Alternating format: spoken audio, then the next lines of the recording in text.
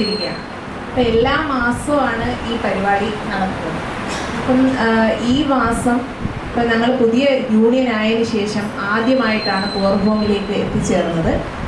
അപ്പം ഇവർക്ക് നമ്മൾ എല്ലാ മാസവും ഇങ്ങനൊരു പരിപാടി സംഘടിപ്പിച്ചതിൻ്റെ ഉദ്ദേശം നമ്മൾ കോളേജിൽ അക്കാദമിക് പരമായിട്ടുള്ള കാര്യങ്ങൾ മാത്രമാണ് കുട്ടികൾ കൂടുതലായിട്ട് കല ആ ഒരു രീതിയിൽ മാത്രമേ ഉള്ളൂ. ചാരിറ്റി അങ്ങനെയുള്ള പ്രവർത്തനങ്ങളിലേക്ക് കുട്ടികൾക്ക് കൂടുതലായിട്ട് ഫോക്കസ് ചെയ്യട്ടെ എന്നുള്ള ഉദ്ദേശത്തോടു കൂടി കുട്ടികൾ തന്നെയാണ് ഈ പരിപാടിക്ക് ഇനിഷ്യേറ്റീവ് എടുത്തുകൊണ്ട് കൊല്ലം SN കോളേജിലെ യൂണിയൻ്റെ നേതൃത്വത്തിൽ യൂണിയൻ അഡ്വൈസറായിട്ടുള്ള Nikhil sir doctor Nikhil Chandran sir ഇവിടെ എത്തിയിട്ടുണ്ട്.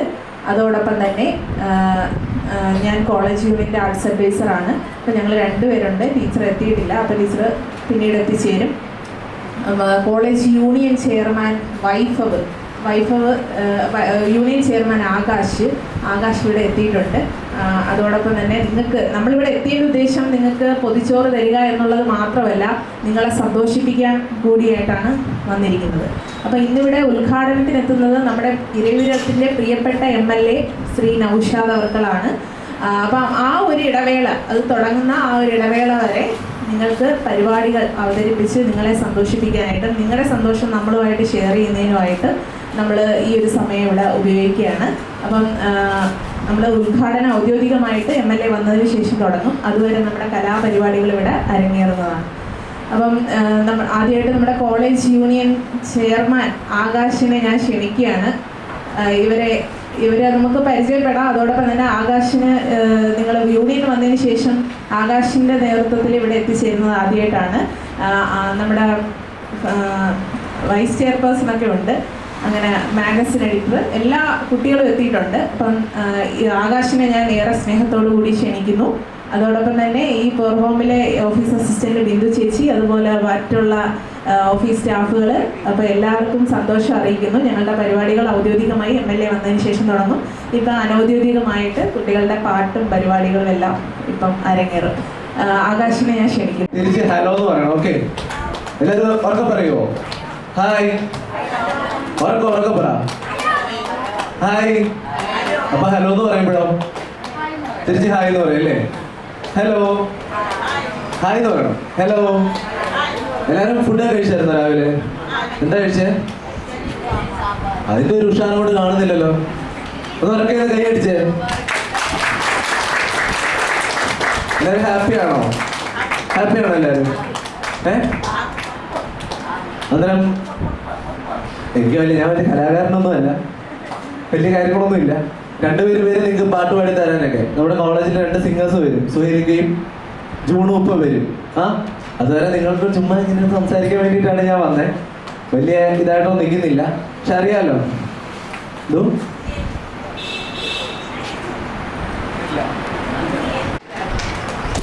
ക്രിസ്മസ് പാപ്പയുടെ പെർഫോമൻസ് ഒക്കെ എങ്ങനെയുണ്ടായിരുന്നു? അടിപൊളിയായിരുന്നോ? ടീച്ചർ പേരെന്താ? ശൈലജ. എവിടെ വീട്? ഇരവിപുരം. ഇങ്ങോട്ടല്ലോ. അമലുണ്ട്, രാഹുലുണ്ട്. കേൾക്കാവോ? ചേച്ചി ഒരു വലിയ കൈ വിടുന്നത് ചേച്ചിയാ. മാപ്പിള പാട്ട് മതിയോ? ഞാൻ ഭയങ്കര പാട്ടുകാരിയൊന്നുമല്ല, ഇപ്പൊ പാടാറില്ല. പക്ഷെ എനിക്ക് വേണ്ടി പാടാം. ഞാൻ ഒത്തിരി നാളായി പാട്ടൊക്കെ പാടിയിട്ട്. അപ്പൊ ഇവിടെ വന്നപ്പം ആകാശം പറഞ്ഞു പാട്ട് പാടട്ടെ, കൊല്ലത്തിലേക്ക് ആരും കൂവരുത് കേട്ടോ.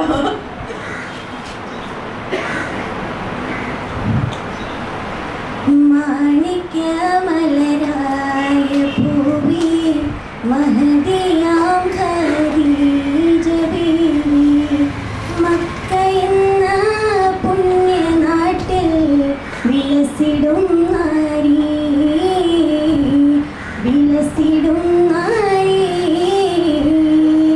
മാണിക്യമലരായ ഭൂവി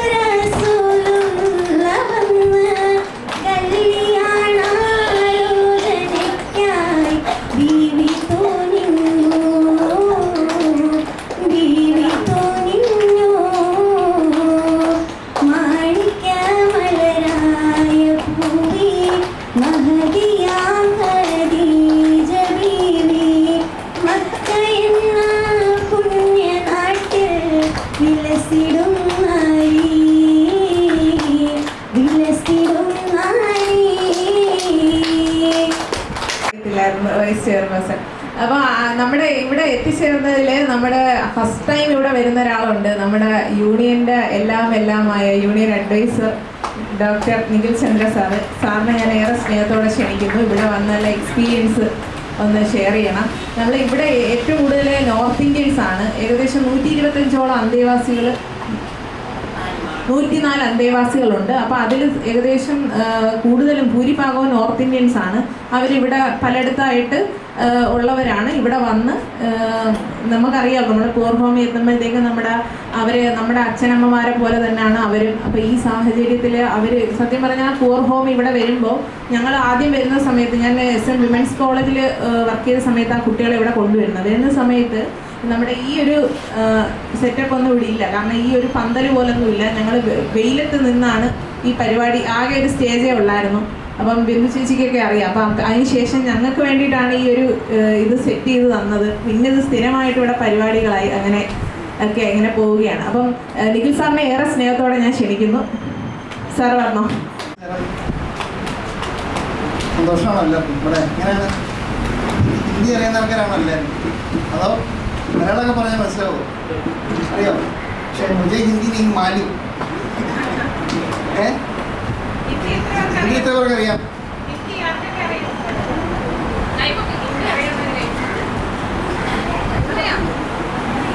നമ്മുടെ നാടൊക്കെ എങ്ങനെയുണ്ട്? ഞങ്ങളുടെ നാടൊക്കെ എങ്ങനെയുണ്ട്? കേരളം ഇഷ്ടപ്പെട്ടോ? ഭക്ഷണമൊക്കെ ഇഷ്ടപ്പെട്ടോ? മലയാളമൊക്കെ അറിയാമോ?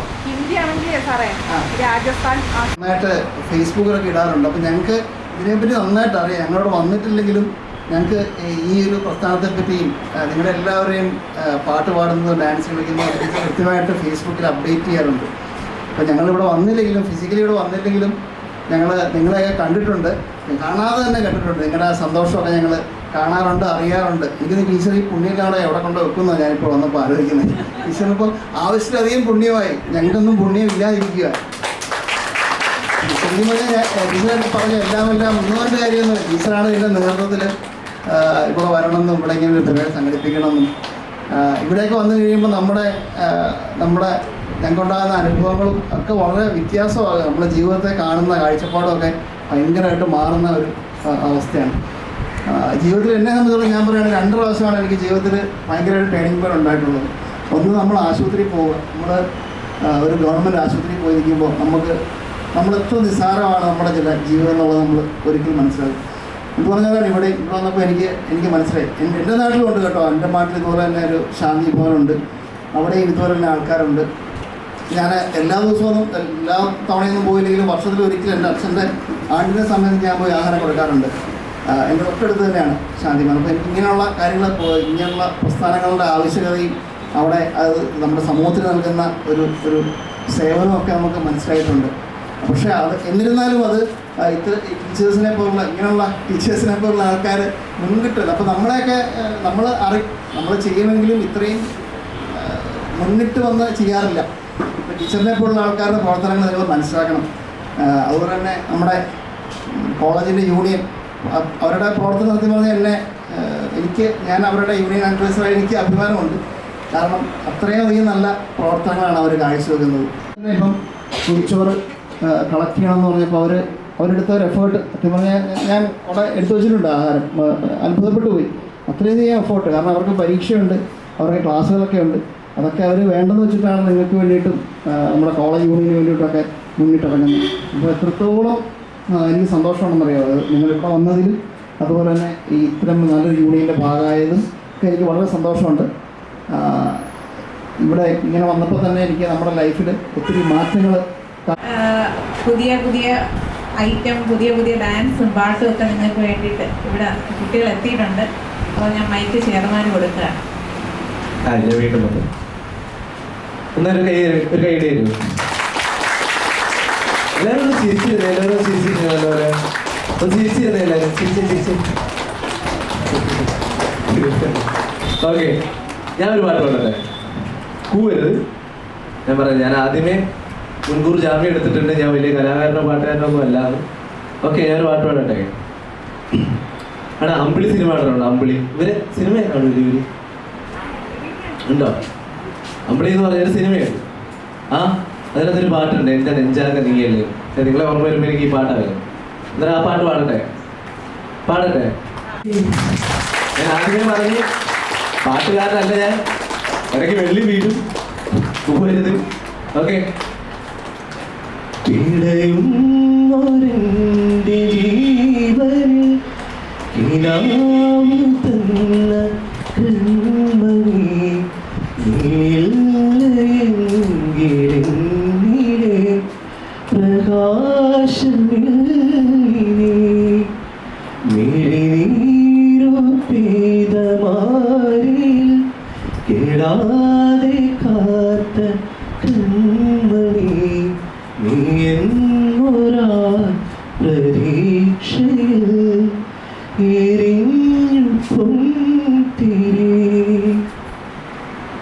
മനപ്പകുത്തു നൽകിട കുറുമ്പ് കൊണ്ടു മൂടിട അടുത്തു വന്നിടാ കുതിച്ചു നിന്നിടാ വീരൽ കൊരുത്തിടാ സ്വയം മറന്നിടാ ഈ ആശകൾ തൻ മൺതോണിയുമായി തുഴഞ്ഞകലെ പോയിടാ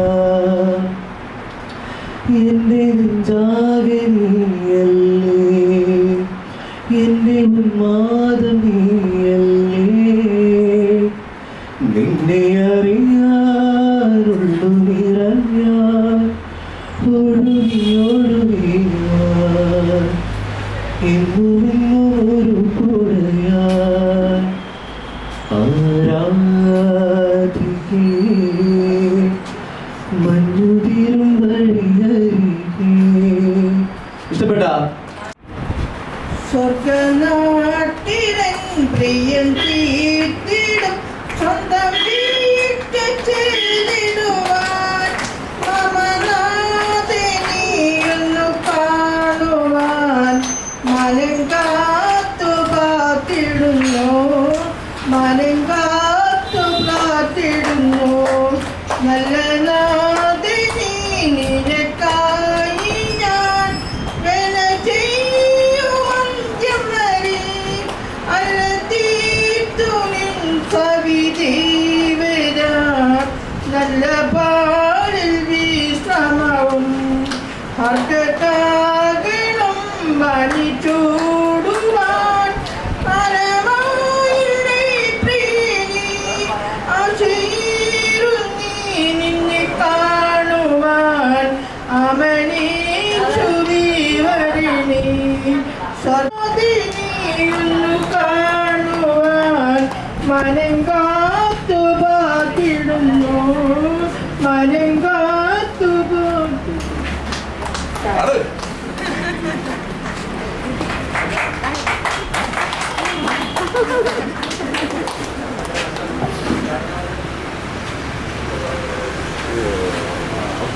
ഒരുമയാണ്. ആ സന്തോഷം നിലനിർത്തണം. ആചാരങ്ങളും അനുഷ്ഠാനങ്ങളും വിശ്വാസങ്ങളും വ്യത്യസ്തമാകുന്നത് സ്വാഭാവികമാണ്. ഞാൻ ചോദിക്കുന്നത്, അപ്പോൾ നമ്മുടെ വീട്ടില് ഒരമ്മയ്ക്കും അച്ഛനും പിറന്ന മക്കളെല്ലാം ഒരുപോലാണ്? ഒരേ നീളമുള്ളവരാണോ? ഒരേ വണ്ണമുള്ളവരാണോ? ആണോ? ഒരേ അളവിൽ ഭക്ഷണം കഴിക്കുന്നവരാണോ? ഒരേ ഹെയർ സ്റ്റൈലാണോ? നടക്കുന്നത് ഒരേ സ്റ്റൈലാണോ? അല്ലേ? ഒരേ ഭക്ഷണമാണോ അവർക്ക് ഇഷ്ടം? എന്തൊരു വ്യത്യസ്തതയാണ്. പക്ഷെ അതുകൊണ്ട് അവർ സഹോദരങ്ങളല്ലാതായി മാറുമോ? ഈ പ്രപഞ്ചത്തിൽ പിറന്നു വീഴുന്ന എല്ലാ മനുഷ്യരും സഹോദരങ്ങൾ തന്നെയാണ്. പരസ്പരം സ്നേഹിക്കാനും സഹായിക്കാനും സഹകരിക്കാനും കടമപ്പെട്ടവരാണ്. പക്ഷേ മനുഷ്യന്റെ വിശ്വാസങ്ങളെ ചൂഷണം ചെയ്യുന്നൊരു സമൂഹം നമുക്കുണ്ട്, സ്വാർത്ഥതയ്ക്ക് വേണ്ടി.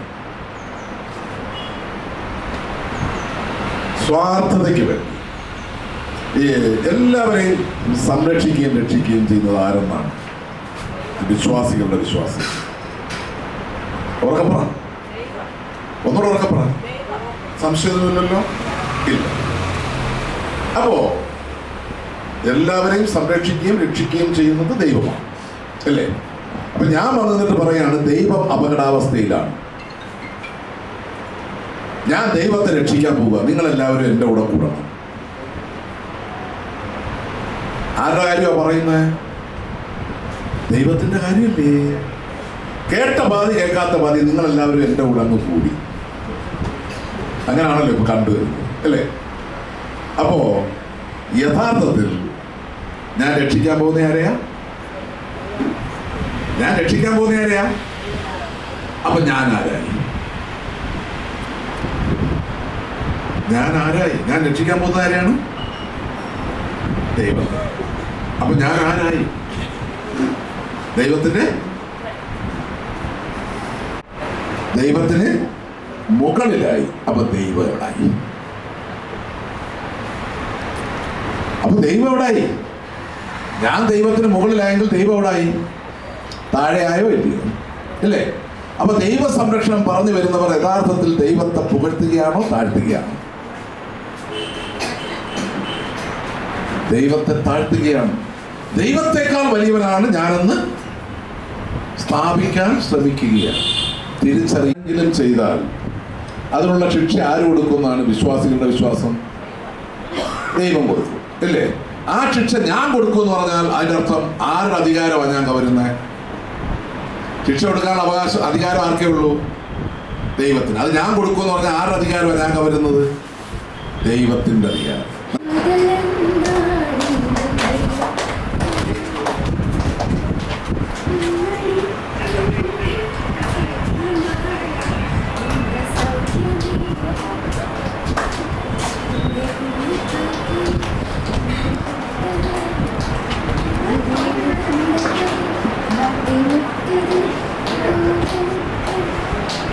എനിക്ക് സൗണ്ടില്ല, അത്രയ്ക്കും പാടാൻ വയ്യാത്തോണ്ടാണ്. നേരത്തെ ആകാശം പറഞ്ഞത് ഹായ് എന്ന് പറയുമ്പോൾ എന്ന് പറയണ്ട. അപ്പം ഹലോ എന്ന് പറയുമ്പോഴാ എല്ലാവരും കൈയടിച്ചേ. ഒന്നും കൈയടിക്കുന്നില്ല. അപ്പം ഞാൻ ഹായ് എന്ന് പറയുമ്പോൾ എല്ലാവരും ഹലോ പറയൂ. Hi hi hi. Hello hello അല്ല, തെറ്റി. ഹായ് ആണ്. ഹലോ പറയുമ്പോ ഹായ് പറയണം. കളി നമുക്ക് ഗെയിം വേണമെങ്കിൽ കളിക്കാം. ഹലോ അല്ല, hi. Hello hello hi. Hi അല്ല, ഹലോ. എനിക്ക് വേറെ അങ്ങനെ ഒരു ആകാശിന്റെ ഒരു ഡാൻസ് ഉണ്ടല്ലേ. ആകാശ് കിടില ഡാൻസറാ, നമ്മുടെ ചെയർമാൻ. അപ്പം ആകാശിന്റെ ഒരു ഡാൻസ് നമുക്ക് കാണാം. ഡാൻസ് കാണാം. ആകാശം. ദേവതാരു പോത്തോ എൻ മനസ്സിൻ താഴ്വരയിൽ, ദേവതാരു പോത്തോ എൻ മനസ്സിൻ താഴ്വരയിൽ, നിതാന്തമാം തെളിമാനം പൂത്ത നിശീതിയിൽ, ദേവതാരു പോത്തോ എൻ മനസ്സിൻ താഴ്വരയിൽ, നിഴലും പൂനിലാവുമായി ദൂരെ വന്നു ശശികല, നിഴലും പൂനിലാവുമായി ദൂരെ വന്നു ശശികല, മഴവില്ലിൻ അഴകായി ഒരു നാളിൽ വരവായി, ഏഴഴകുള്ളൊരു തേരിൽ എൻ്റെ ഗായകൻ, ദേവതാരു പൂത്തോ എൻ മനസ്സിൻ താഴ്വരയിൽ, വിരിയും പൂങ്കിനാവുമായി ചാരി നിന്നു തപസിനി, വിരിയും പൂങ്കിനാവുമായി ചാരി നിന്നു തപസിനി, ഉലകത്തിൻ സഖിയായി വിരിമാറിൽ കുളിരായി, ഏഴു സ്വരങ്ങൾ പാടാം താഴ്വരയിൽ, എൻ മനസ്സിൻ താഴ്വരയിൽ, എൻ മനസ്സിൻ താഴ്വരയിൽ. ഇഷ്ടമായോ? ഡാൻസ് കളിക്കും സുശീല ചേച്ചി. സുശീല ചേച്ചിയാണോ ഡാൻസ് കളിക്കുന്ന? വാ, ഏത് പാട്ടാ?